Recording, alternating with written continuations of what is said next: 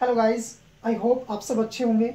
So guys, आज के इस वीडियो में हम बात करेंगे टी मैप सेंसर पे कि टी मैप सेंसर किस तरह से काम करता है और ये जो इसका लोकेशन होता है इंटेक मैनीफोल्ड पे होता है, तो इसको इंटेक मैनीफोल्ड पे ही क्यों लगाया गया और किस तरह से ये इश्यू को जो है फीडबैक देता है और इश्यू की किस तरह से मदद करता है कि वो इंजेक्टर को इंजेक्शन फायर कराए इंजेक्शन को। सो उसके बारे में आज डिटेल में बात करेंगे। और क्योंकि गाइस काफ़ी टाइम से मैं वीडियो नहीं बना पा रहा था, क्योंकि जो इलेक्ट्रिक व्हीकल है अभी उनकी ट्रेनिंग चल रही है, थोड़ी एडवांस ट्रेनिंग है अभी।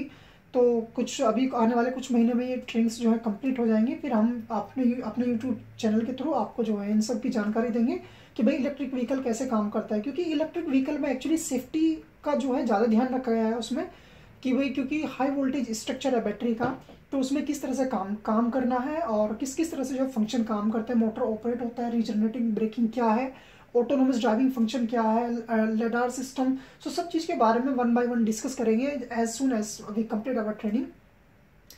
और क्योंकि गाइस जो बाहर हमारे आउटसाइड वर्कशॉप में काम करते हैं उनके पास ये अपॉर्चुनिटी नहीं होती कि वो कहीं पर जाकर ट्रेनिंग कर ले। अगर आप मान लिया कोई बंदा डीलरशिप के अंदर काम कर रहा है तो उनके पास ये अपॉर्चुनिटी है कि वो ट्रेनिंग कर सकते हैं, लेकिन जो बाहर काम करते हैं उनके लिए अपॉर्चुनिटी नहीं होती और कोई अफोर्ड भी नहीं कर पाता इतनी एक्सपेंसिव ट्रेनिंग्स। सो गाइस, क्योंकि इलेक्ट्रिक व्हीकल में अगर अनट्रेंड बंदा काम करता है तो उसके लिए बहुत डेंजरस हो सकता है, क्योंकि फुल इलेक्ट्रिक है और हल्का सा भी शॉर्ट लगेगा, क्योंकि आपको पता है कि डीसी चार्जिंग जो स्टोर चार्जिंग होता है उसका कितनी हाई पावर वोल्ट होता है।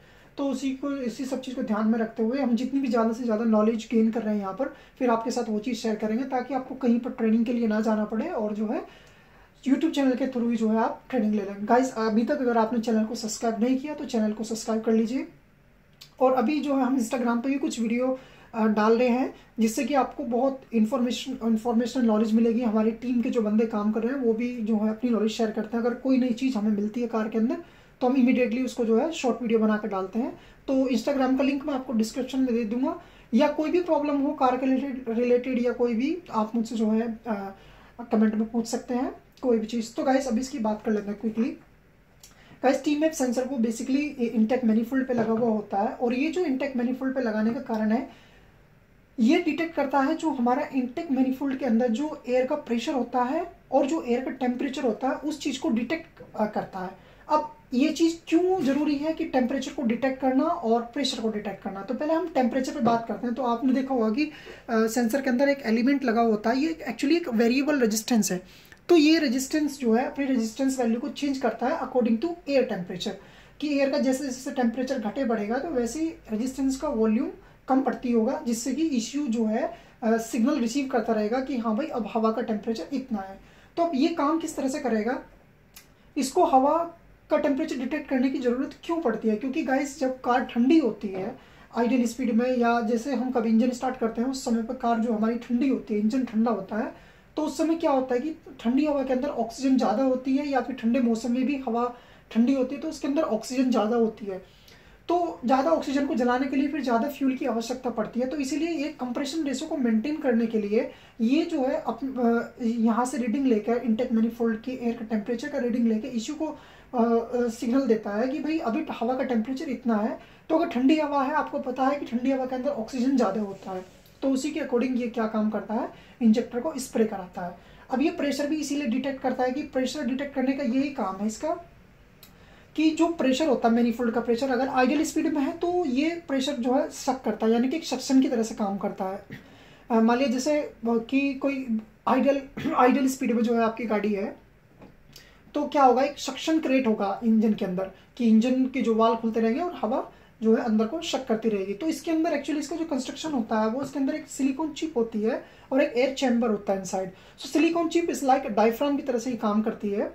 तो वो डायफ्राम क्या काम करता है कि जो रेजिस्टेंस की वैल्यू होती है, रेजिस्टेंस की वैल्यू कम बढ़ती होती है जैसे ही हवा का प्रेशर उस पर जो है लगता है। अब हवा जब आइडियल स्पीड में होती है तो जो हमारी चिप होती है वो नीचे की तरफ खिंचती है क्योंकि सक्शन होता है, लेकिन जब हम एक्सीलेटर करते हैं तो चैम्बर का प्रेशर हाई हो जाता है, क्योंकि जो हमारा इंटेक मैनीफोल्ड है उसका चैम्बर का प्रेशर हाई होगा। तो प्रेशर हाई होने से जो सिलिकॉन चिप है वो ऊपर की तरफ जाएगी, यानी कि जो जितना भी प्रेशर हवा का सिलिकॉन चिप पे पड़ेगा वो उसी के हिसाब से रेजिस्टेंस की वैल्यू क्रिएट होगी। तो ये काम करती है कि भाई जो इंटेक मैनीफोल्ड का टेम्परेचर कितना है, कितनी हिसाब से हवा अंदर जा रही है। अब ये इश्यू में किस तरह से हमारी मदद करता है, कई बार गाइस देखिए क्या होता है कि अगर हमारे पास कंप्लेंट आती है कि हमारा ईसीयू से इंजेक्टर पे करंट नहीं जा रहा, और हम ईसीयू खोल के देखते हैं, अगर हम 10 बार भी ईसीयू को काम करेंगे लेकिन ईसीयू फिर भी ठीक है हमारा, तो कई बार क्या होता है, अगर ये सेंसर खराब होगा, और कई सिचुएशन में ये सेंसर कभी डीटीसी भी नहीं छोड़ता, यानी कि जो ट्रबल कोड होता है उसको भी नहीं दिखाता। तो क्या होता है कि जब इस सेंसर से इसको ईसीयू को सही सिग्नल नहीं मिलेगा तो वो इंजेक्टर को भी सप्लाई नहीं देगा। तो उसी से क्या होगा, हम बार बार इंजेक्टर पे सप्लाई चेक करेंगे लेकिन वहाँ सप्लाई है ही नहीं। क्यों? क्योंकि ये सेंसर जो है सिग्नल उसको भेज नहीं रहा, या तो ये हवा को डिटेक्ट नहीं कर रहा कि भाई कितना प्रेशर अंदर है या टेम्परेचर में क्या प्रॉब्लम है, या कई बार मिस फायरिंग, जैसे आपने देखा होगा कि कई बार कार स्टार्ट नहीं होती, कई बार नहीं, जब ये सेंसर खराब होता है तो कार बिल्कुल स्टार्ट होती ही नहीं है, या फिर ब्लैक स्मोक जैसी प्रॉब्लम, पिकअप लो की प्रॉब्लम, कई सारी प्रॉब्लम आ जाती हैं उससे। So guys, hopefully you will learn something about this sensor. Guys, मैं फिर भी यही कहूँगा कि आप इश्यू पे काम सीखने से पहले, इश्यू की ट्रेनिंग लेने से पहले आप जो है कार की वायरिंग के बारे में, उसके सेंसर्स के बारे में जो है जानकारी इकट्ठी कीजिएगा, जिससे आपको बहुत हेल्प होगी आगे चल के। क्योंकि इश्यू भी कई बार सही होता है लेकिन सेंसर से जो फीडबैक जाता है, इश्यू उसी के बेस पे काम करता है जो सेंसर पे फीडबैक जाएगा। तो ये चीज़ आप ध्यान में रखें और सेंसर्स की जानकारी लेते हुए। और गाइस, वीडियो अगर अच्छा लगे तो वीडियो को लाइक करें और अपने दोस्तों के साथ भी शेयर करें, जो इलेक्ट्रीशियन मैकेनिक है उन सबके साथ शेयर करें। Guys, it's my not request actually, but if you want you can share each other so they also can take benefit from those videos. Okay guys, so मिलते हैं next video में किसी next topic पे, और I will try as soon as possible we will start for you the EV trainings also.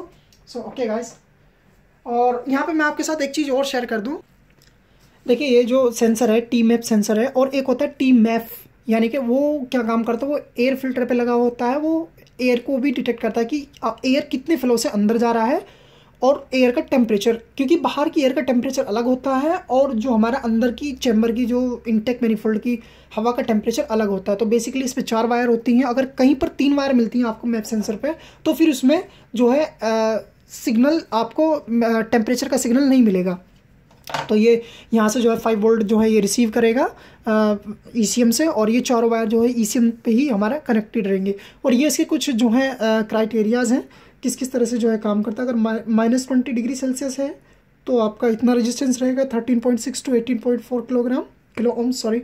और आपका अगर जो है एयर का टेम्परेचर 20 डिग्री होगा तो उसी के हिसाब से, क्योंकि जितना हवा का टेम्परेचर ज़्यादा होगा उतना रेजिस्टेंस की वैल्यू कम होगी, जितनी रेजिस्टेंस की वैल्यू कम होगी उतना ही करंट का फ्लो ज़्यादा होगा। तो इशू जब फ्लो डिटेक्ट करेगा कि भाई ज़्यादा करंट आ रहा है, तो इसका मतलब जो है हवा का टेम्परेचर ज़्यादा हो रहा है। तो इसी के बेसिस पे काम करता है। बाकी और भी इन्फॉर्मेशन लेने के लिए जो है आप चैनल को सब्सक्राइब कर लीजिए। सो ओके गाइस, मिलते हैं नेक्स्ट वीडियो में।